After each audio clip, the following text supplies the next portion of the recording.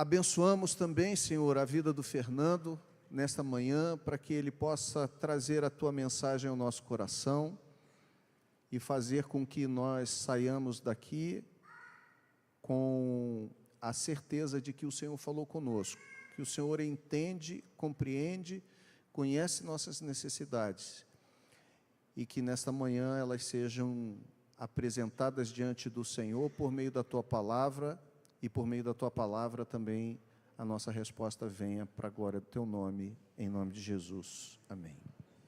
Obrigado, pastor. Não, quero não, vou dar uma abraçada nisso, vou derrubar fácil. Obrigado. Bom dia, meus irmãos. A paz do Senhor Jesus. Convidar você a abrir a sua Bíblia no Evangelho de João, Evangelho segundo João, capítulo 1.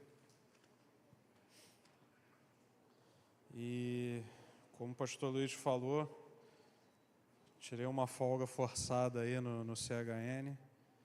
E, pois é, né? Acontece às vezes. Eu quero, antes de mais nada, agradecer ao Senhor, porque Ele realmente tem cuidado da minha vida, tem cuidado da minha casa, mas também agradecer aos irmãos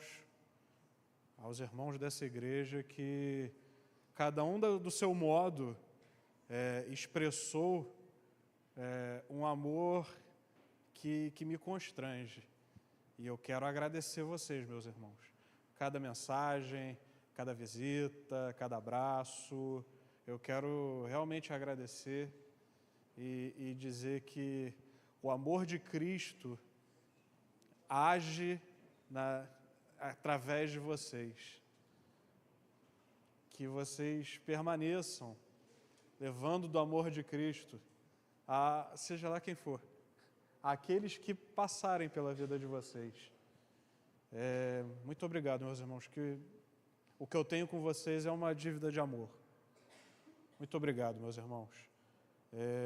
Evangelho de Jesus, conforme narrado por João, capítulo 1.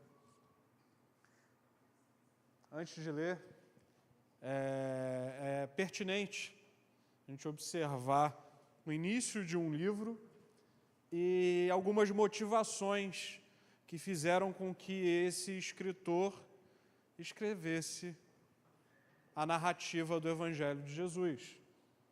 Interessante perceber, meus irmãos, que João escreveu o Evangelho já no final de sua vida. Os outros apóstolos já haviam sido mortos. Todos foram martirizados, exceto João.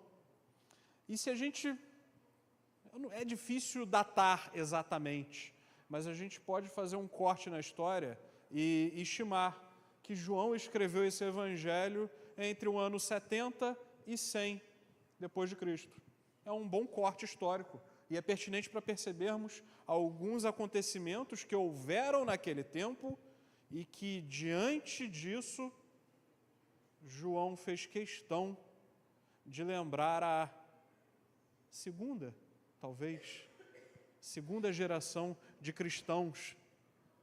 Quem é o Cristo que servimos, que adoramos, que confessamos? E aí começa a intenção do apóstolo de instruir a igreja de Cristo a nunca tirar os olhos daquele que é Senhor, que é Rei, que governa sobre o universo. Nós louvamos, nós cantamos sobre essa virtude de Cristo aqui hoje, não é verdade? E João começa assim, o Evangelho. No princípio, verso 1. No princípio era o Verbo, e o Verbo estava com Deus, e o Verbo era Deus. Ele estava no princípio com Deus. Todas as coisas foram feitas por Ele, e sem Ele nada do que foi feito se fez. A vida estava nele, e a vida era a luz dos homens. A luz resplandece nas trevas, e as trevas não prevalecem contra ela. Houve um homem enviado por Deus, e o nome dele era João. Este veio como testemunha para testificar a respeito da luz, para que todos viessem a crer por meio dele. Ele não era a luz, mas veio para dar testemunho da luz, a verdadeira luz que, vinda ao mundo, ilumina toda a humanidade. Verso 10. O Verbo estava no mundo. O mundo foi feito por meio dele, mas o mundo não o conheceu. Veio para o que era seu, e os seus não o receberam. Mas todos quantos o receberam, deu-lhes o poder de serem feitos filhos de Deus, a saber, os que creem em seu nome, os quais não nasceram do sangue, nem da vontade da carne, nem da vontade de homem, mas de Deus. E o Verbo se fez carne e habitou entre nós, cheio de graça e de verdade, e vimos a sua glória, glória como do unigênito do Pai. João dá testemunho a respeito dele e exclama: este é aquele de quem eu dizia, ele vem depois de mim, mas é mais importante do que eu, pois já existia antes de mim. Porque todos nós temos recebido da sua plenitude e graça sobre graça, porque a lei foi dada por meio de Moisés, e a graça e a verdade vieram por meio de Jesus Cristo. Ninguém jamais viu Deus, o Deus unigênito que está junto do Pai, é quem o revelou. Palavra do Senhor. Senhor, eu quero te pedir que a tua graça, que a tua presença maravilhosa esteja em nosso meio, Pai. Eu te peço, Senhor, que a tua palavra encontre em nossos corações terreno fértil para a semente do Evangelho, Pai.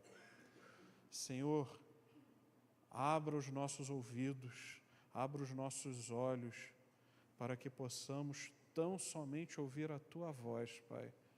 Fala conosco nessa manhã, é o que eu te peço em nome de Jesus.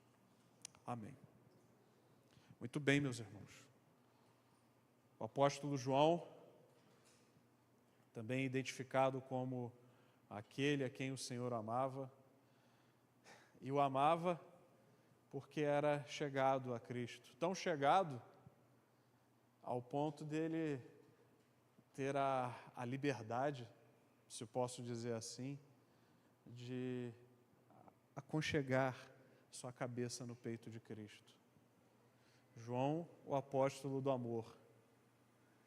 E nos dias de hoje, muitos confundem amor com liberdade sem limites. E, na verdade, não é isso que João, amoroso como é, ensina. O mesmo João, apóstolo do amor, tem peito de dizer nas suas epístolas que aquele que prega um falso evangelho sequer receba em seu lar. Então, na firmeza, nas convicções daquilo que é a verdade da palavra do Senhor, há amor. A justiça de Deus é manifestação do amor. Bem, hoje é um culto de celebração, né? Celebramos hoje a ceia do Senhor, celebramos hoje o batismo nas águas de mais uma irmã. É tempo de festa, é dia de festa.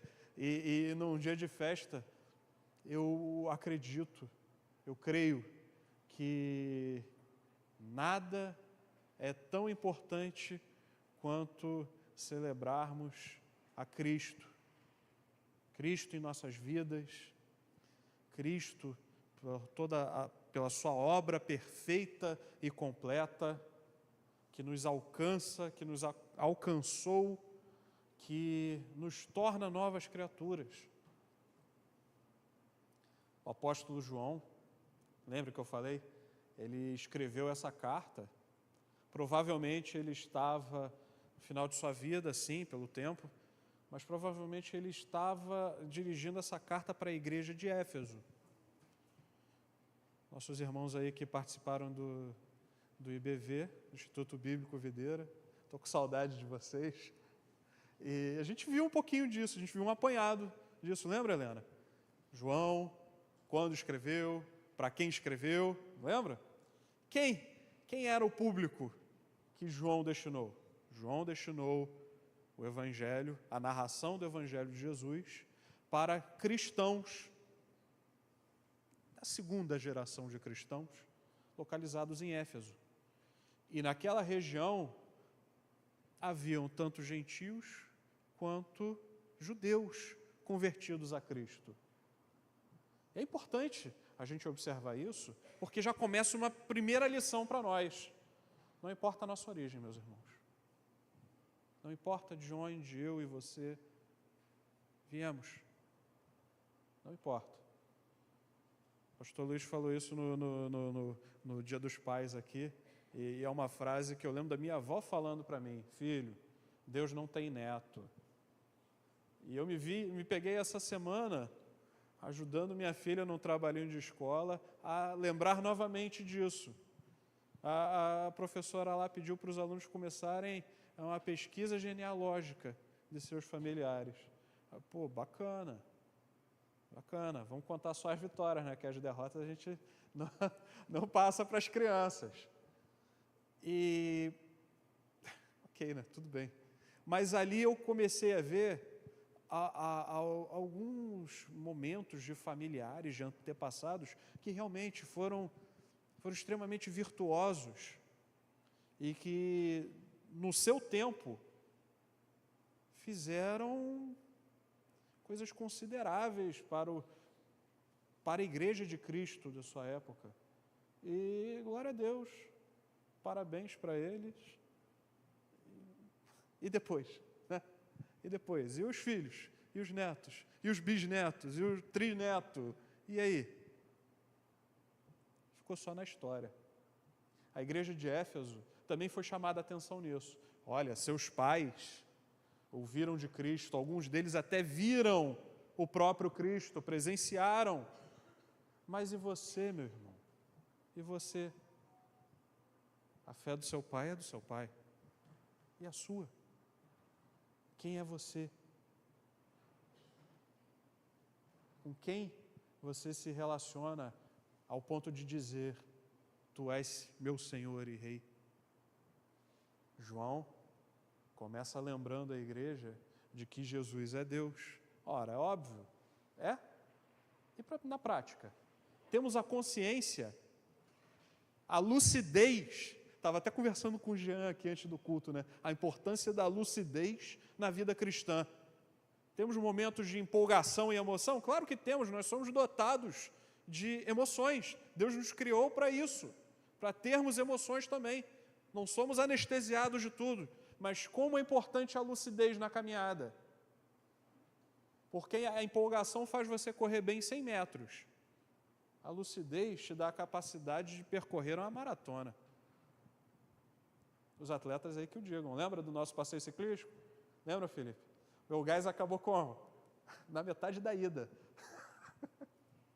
Na metade da ida eu já estava morto. O Késio estava literalmente me empurrando. Porque eu não aguentava mais. Só que ainda tinha a outra metade para chegar e o resto de tudo para voltar.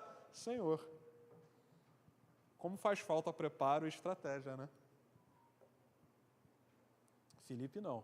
Felipe veio paramentado, aquela bermudinha especial, lembra, pastor? Bermudinha com almofadinha, para não... Né? O cara tava, que isso? E eu na Calói Ceci emprestada.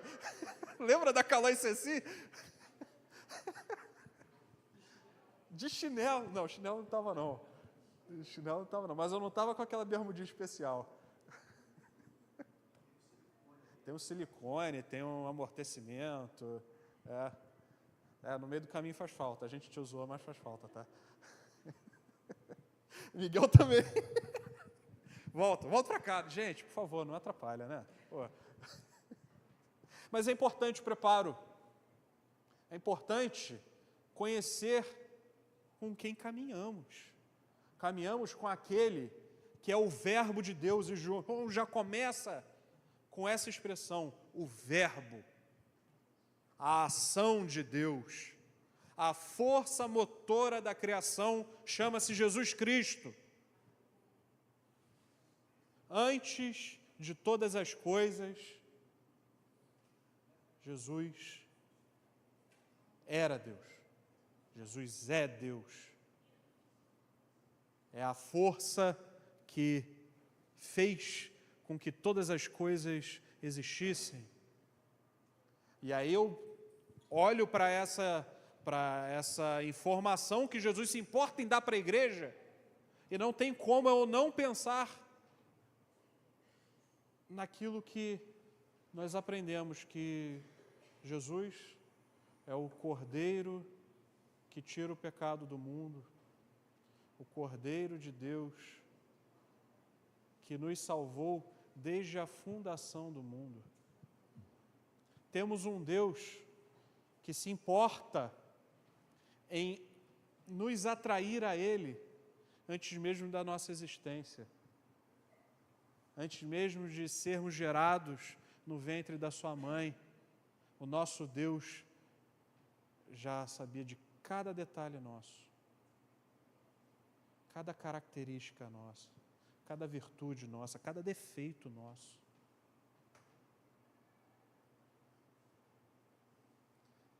Nós temos aqui diante de nós um apóstolo ensinando a sua igreja que temos o Deus verdadeiro, o Deus que, diferente das demais crenças, é o Deus que se manifesta e que habita em nosso meio. O Deus que não necessita que você seja salvo. Ele não precisa. Nós, sendo salvos ou não, Deus continua sendo Deus. Deus continua exaltado no seu alto e sublime trono.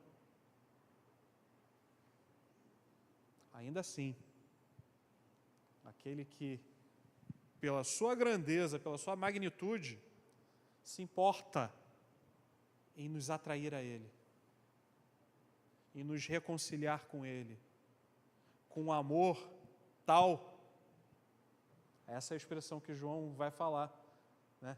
De tal maneira que se entregou, que se deu. Esse é o nosso Deus, o Verbo de Deus, Jesus Cristo.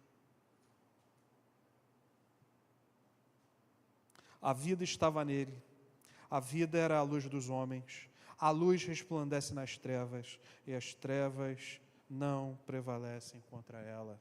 Isso está no verso 4. Importante nós vermos, nós entendermos, termos a lucidez que a vida não é essa propaganda de margarina toda, tudo perfeitinho, bonitinho. Tem hora que dá uns entraves, né? Tem hora que de repente você volta do trabalho e vai parar num CTI. Olha que coisa, né? Não é essa propaganda de margarina toda. Mas ainda assim, quando as nossas emoções podem estar sombrias, a luz de Cristo prevalece e permanece. Que nós nos apeguemos a Cristo em todas as circunstâncias, seja na alegria, seja na dor. Nos apeguemos ao Senhor, o Verbo de Deus, a ação de Deus que se importa em nos unir a Ele. Hoje, a Xará está declarando publicamente que ela é reconciliada com Cristo. Minha Xará, porque eu também sou Fernando, a gente viu? Legal? Viu? Já pensou, não, ele é Fernanda? Não, que isso? Calma, que susto. Não. O pastor Luiz chegou a respirar aliviado. Né? Já pensou? Aqui agora? Não, né? Melhor não. E Fernanda está declarando publicamente que ela é reconciliada com Cristo. E nós, como Paulo fala aos Efésios, a família de Deus Pai. Quem é a família de Deus? Aqueles que são reconciliados com Cristo, nós todos. Nós hoje celebramos a vida da nossa irmã Fernanda, que é membro da família de Deus. E olha como é importante fazer parte da família do Pai. Na alegria é muito fácil, né? Comemorar que o neném do Léo e da Vanessa nasceu, pô, que beleza, nasceu José, alegria. Mas e o irmão que está lá internado também? Né, Larissa? Eu internado no andar, ela com a mãe lá em cima, ainda se importou em me visitar. Poxa, essas coisas não... Isso é coisa da família de Deus. Porque, não estou aqui para jogar confete nos irmãos não, mas isso é vida cristã na prática. A gente precisa... A gente é muito bom de teoria, mas a segunda-feira vem. As dores da vida acontecem. E a luz de Cristo resplandece em nós. Resplandece em cada um de nós. E eu sei que quando a Larissa chegou lá no quarto, estava um salseiro, estava uma tia minha lá que, meu Deus do céu, eu a amo, mas eu não consigo conversar com ela. E a Larissa entendeu, porque você só consegue falar oi, o resto é com ela. É com ela. Sem brincadeira, depois eu mostro para vocês. Eu tenho um áudio dela de 14 minutos. Áudio! Isso é um podcast. Isso tudo para dizer, meu filho, a gente está bem. Poxa, que bom, né? Está bem pra caramba, pelo visto. Mas ainda assim, mesmo naquele momento que eu estava, poxa, acho que a Aline é a melhor pessoa para dizer. Tem hora que tudo que eu quero é o silêncio absoluto. E alguém... Eu, meu Deus, Senhor, desce fogo. Não sei, faz alguma coisa. Aí chega a Larissa, dá um oi, dá um abraço. E aí, nem lembro o que a minha tia estava falando. Porque chega uma hora que o disjuntor desarma, né? Você fica... Mas eu estava pensando assim, poxa, como é especial fazer parte da família do Pai. Porque na hora do bolo, na hora da festa, é muito fácil a gente se beijar. Mas na hora da dor, é que a gente vê que o que nos une é Cristo. O que está acima de todos nós, acima inclusive das nossas dores, das nossas aflições. Ele é a luz, e diante dele as trevas não permanecem. Houve um homem, verso 6, aqui João começa a falar de João Batista. E notem, tem que ficar de olho no relógio, senão eu me empolgo. Hoje, vou até que horas? Vou até que horas? 3h30 igual ao domingo passado? Não, né? Vou até 3h30 igual ao domingo passado? Não, né? 3h30.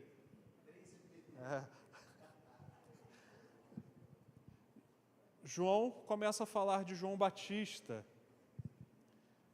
e começa aqui fazendo menção de um grande homem de seu tempo, mas um grande homem que faz questão de dizer que ele está ali anunciando aquele que é maior do que ele.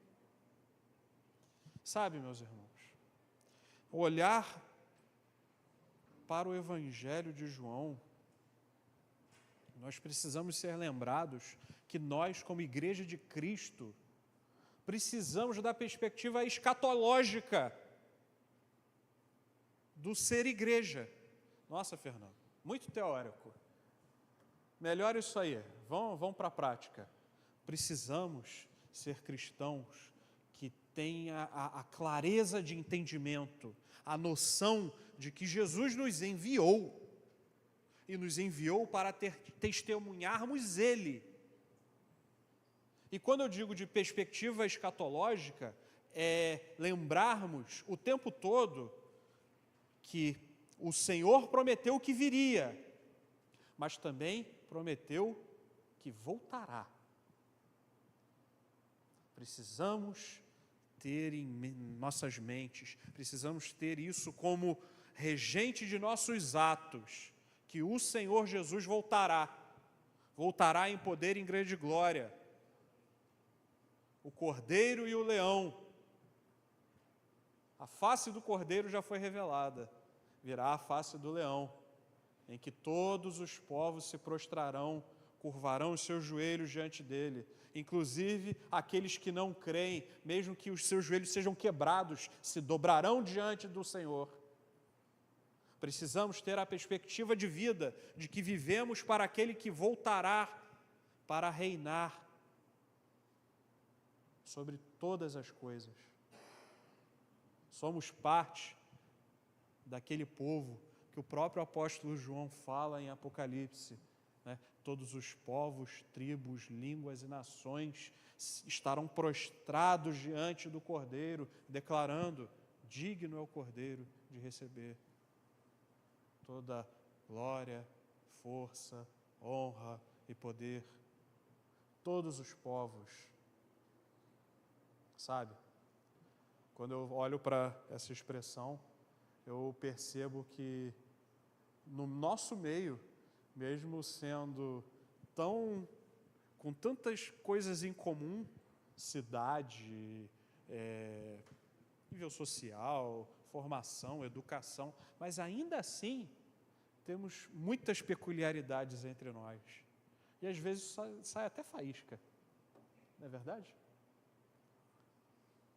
Dá atrito, esquenta.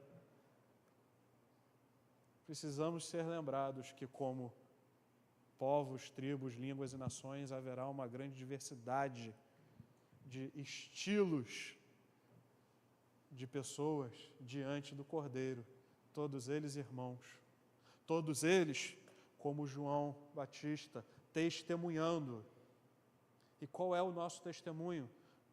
Eu posso ousar dizer que no nosso tempo devemos testemunhar assim como João Batista testemunhou, anunciando a boa nova, anunciando arrependimento. Não era essa a pregação de João? Arrependam-se, pois é chegado o reino de Deus. Esse é o nosso chamado. Jesus chama a igreja do Senhor a anunciar, fazendo discípulos. E fazendo discípulos, nós seremos testemunhas dele. Também é uma segurança que nós precisamos ter, um descanso e uma confiança muito forte diante de nós, de que enquanto nós o obedecermos, enquanto nós, sendo discípulos do Senhor, formamos discípulos, o Senhor Jesus garante que nós testemunharemos dele, seja em grandes coisas, como seja nos detalhes do cotidiano. Testemunhamos do Senhor. Mais uma história engraçada das crianças, né? O pai da Aline tem um irmão que ele literalmente morreu. Problema cardíaco no hospital de Laranjeiras, morreu de botar etiqueta no dedão do pé. E Deus trouxe ele de volta à vida. Ele acordou com algodão no nariz, na geladeira. Coisa que só Deus faz. Depois vocês perguntam para a Aline, que a Aline conta melhor essa história. Mas o Rafael, na escola, começou a contar isso, porque ele ouviu o avô contar. Só que como é que chega no ouvido da criança, passa pela boca da criança e vai para o ouvido de outra criança? Meu irmão, tinha a mãe louca com a Aline, perguntando: Aline, o que aconteceu com seu pai? Ele morreu, mas está vivo. Nossa, gente. Morreu, mas passa bem. Isso não é maravilhoso? Não é algo que podemos olhar assim: caramba, Deus ainda faz esse tipo de coisa? Faz. Isso vai acontecer todo dia? Não, um dia a gente vai sepultar o tio Aldeci. Um dia ele vai ser sepultado, certamente. Mas e aí? Será que precisamos esperar somente esse extraordinário? para desfrutar da graça de Deus? Não, né? Não. A graça de Deus está no nosso dia aqui. Chegar, irmã, oi meu neto, graça de Deus, graça de Deus.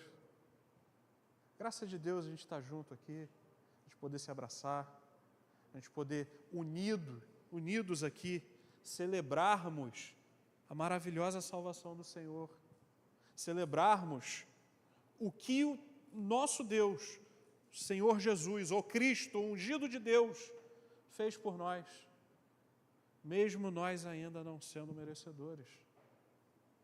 João Batista, eu volto para ele, testemunha de Cristo, e nós somos chamados a também testemunharmos dele. João Batista anunciou a vinda de Cristo.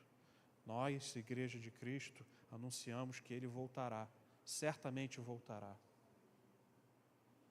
Tão certo como o sol a cada manhã brilha, tão certo como é Ele quem nos dá o fôlego de vida, certamente o Senhor virá. Não podemos nunca desprezar isso. Esse é um chamado que o apóstolo João nos dá. Atente, geração vindoura de cristãos. Não se esqueçam que o Senhor Jesus voltará. O Verbo estava no mundo, o mundo foi feito por meio dele, mas o mundo não o conheceu. Veio para os que era seu, e os seus não receberam. Mas a todos quantos o receberam, deu-lhes o poder de serem feitos filhos de Deus.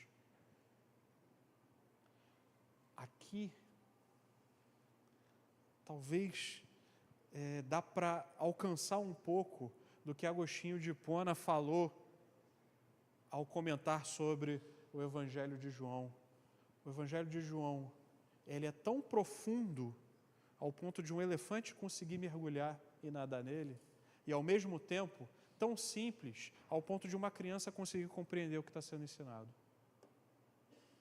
Essa é a beleza do Evangelho de Cristo. Essa é a beleza do agir do Espírito Santo, se importando em revelar ao seu povo o que Deus fez por nós. Deus nos deu o poder de sermos feitos filhos de Deus. Você é feitura de Deus. Nunca se esqueça disso. Você é feitura de Deus. Pela obra das mãos de Cristo, somos feitos filhos de Deus. E somos feitos como filhos de Deus, crendo nele. A capacidade de crer nele é obra dele. É a ação do Espírito de Deus que nos conduz para a verdade. Por isso que Jesus vai dizer que as minhas ovelhas conhecem a minha voz, atendem ao meu chamado e vêm até mim.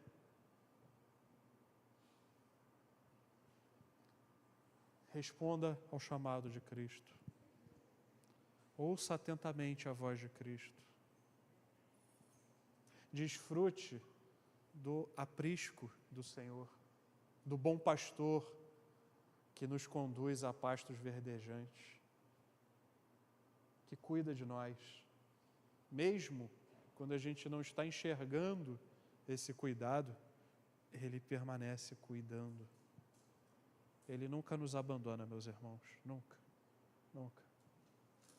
E já que hoje é dia de dar testemunho, igual o Toninho deu, que ele foi devidamente possuído na UERJ, ai, que horror, não, gente, piada muito ruim, né, me perdoa. Eu pude, nossa, muito ruim mesmo essa piada, perdão, eu pude experimentar num momento de susto, porque, testemunho, né? Porque eu iria pregar aqui no dia 28 de julho, eu dei entrada no hospital no dia 26, pensando assim, estou passando mal, deve ser uma pressão alta, vão botar um remédio embaixo da minha língua, vai baixar e eu vou para casa, tudo bem, beleza. O pessoal já me puxou levando para o CTI, e na mesma hora, assim, minha reação normal seria desespero, nervoso, mas o tempo todo, o que eu pude no meio daquilo sentir, foi a mão forte de Deus sobre mim. Claro, a experiência pessoal é individual, mas o que eu posso dividir com vocês é que em alguns momentos eu literalmente senti uma mão em mim, me segurando, como eu estou segurando esse microfone. Isso é pessoal. Mas eu sei que Deus cuida. E quando eu senti essa mão, isso me dava uma paz, me dava um sossego, que nem aquele aparelho apitando na minha cabeça estava me chateando. Não sei nem explicar. Eu estava numa paz que o entendimento não alcança. É a paz de Deus. É a verdadeira paz de Deus. É a paz do Verbo de Deus, que move em nós, move através de nós, move por nós e faz com que a gente consiga desfrutar dele em todas as circunstâncias. Deu-nos o poder de sermos chamados seus filhos, a saber, aos que creem no seu nome.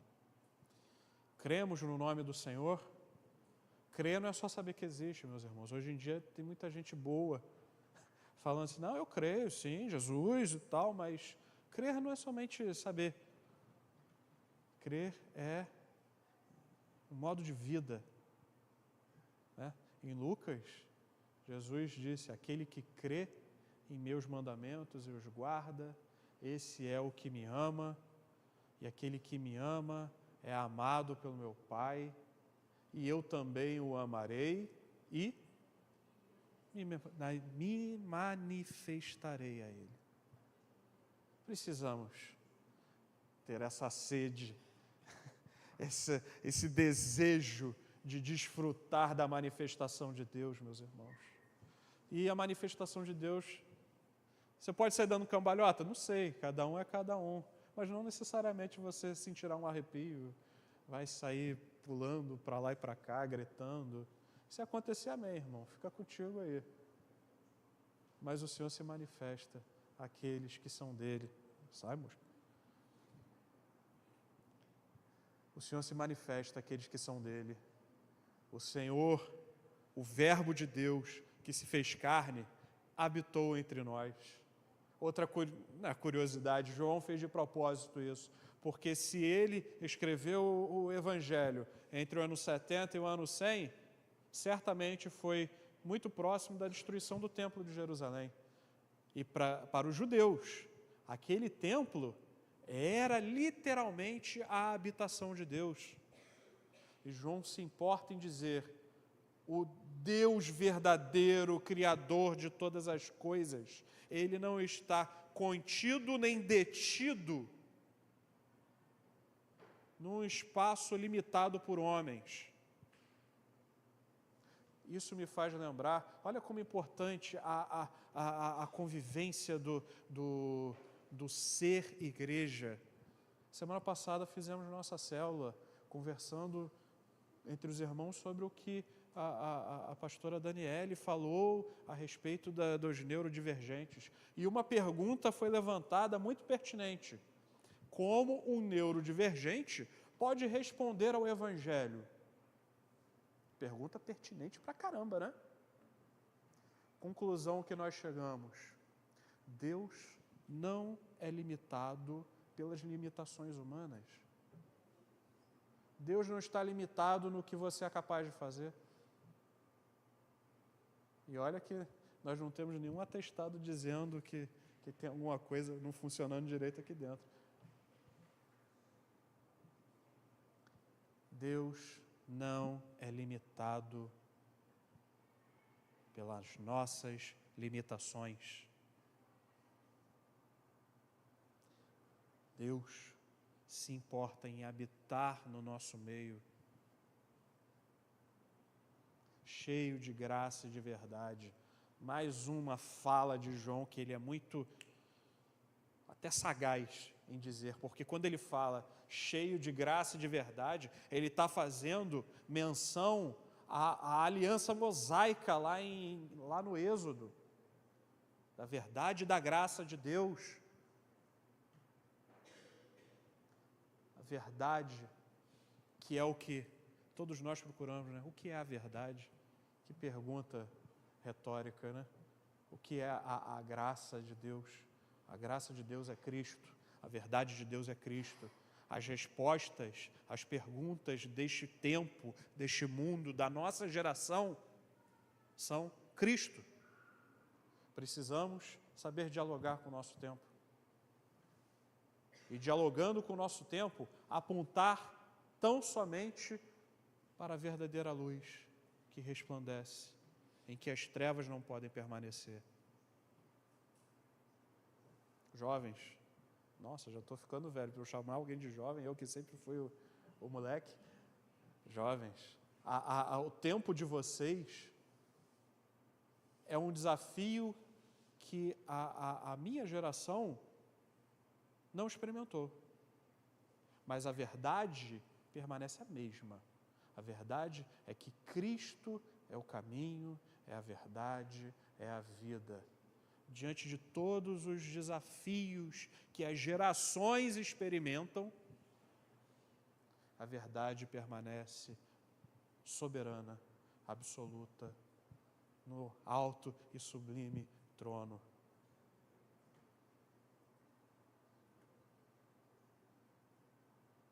O Verbo se fez carne e habitou entre nós, cheio de graça e de verdade.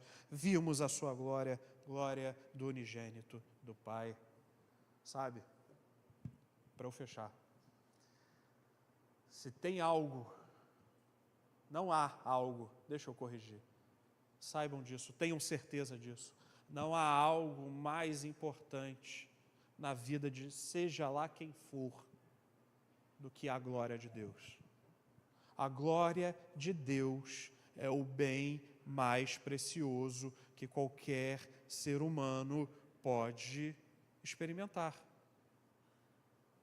Não há nada que o homem conquiste, adquira, construa, que se compare à glória de Deus.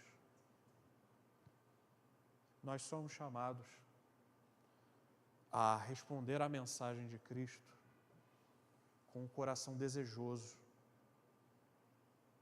amante da verdade, amante da presença de Deus. Precisamos amar, buscar a Deus, buscar ao Senhor enquanto se pode achar. E esse enquanto é quando? É agora. Não deixe para amanhã. Busca ao Senhor enquanto se pode achar. A glória de Deus é a coisa mais preciosa que podemos receber. Por isso, todos nós temos recebido da sua plenitude e graça sobre graça, porque a lei foi dada por meio de Moisés e a graça e a verdade vieram por meio de Jesus Cristo. Meus irmãos, hoje é dia de ceia do Senhor, é dia de celebrar, de lembrar a obra de Cristo, aquilo que Cristo fez por nós. E não somente lembrar, mas, como eu já falei, celebrar, festejar, nos alegrar. E nos alegrando, festejando, celebrando, nós anunciamos que o Senhor voltará. E que um dia, e esse dia precisa em nossos corações ter uma ardente expectativa por Ele, um dia cearemos com Ele. Um dia estaremos assentados diante do Senhor, celebrando a maravilhosa salvação. Enquanto isso, nos lembramos do que Ele fez e celebramos o que Ele fez e ainda há de fazer, anunciando àqueles que ainda não creram nele. Posso orar por vocês? Com vocês? Acho que por vocês é muita ousadia, né? Com vocês. É o jeito correto de se dizer. Senhor, eu quero te dar graças, Pai. Te agradecer, porque o Senhor se importou com cada um de nós, porque o Senhor é o verdadeiro Deus, aquele que se revela em nosso meio, aquele que habita em nosso meio e nos abençoa com a sua graça e com sua verdade. Pai, queremos viver para a tua glória, viver para o teu louvor, queremos viver de modo digno do seu evangelho, Senhor. Queremos viver como feituras do Senhor, Pai. Abençoa-nos, Senhor, com o poder de sermos chamados teus filhos, Pai, para a glória do Senhor Jesus. Amém. Deus os abençoe, meus irmãos.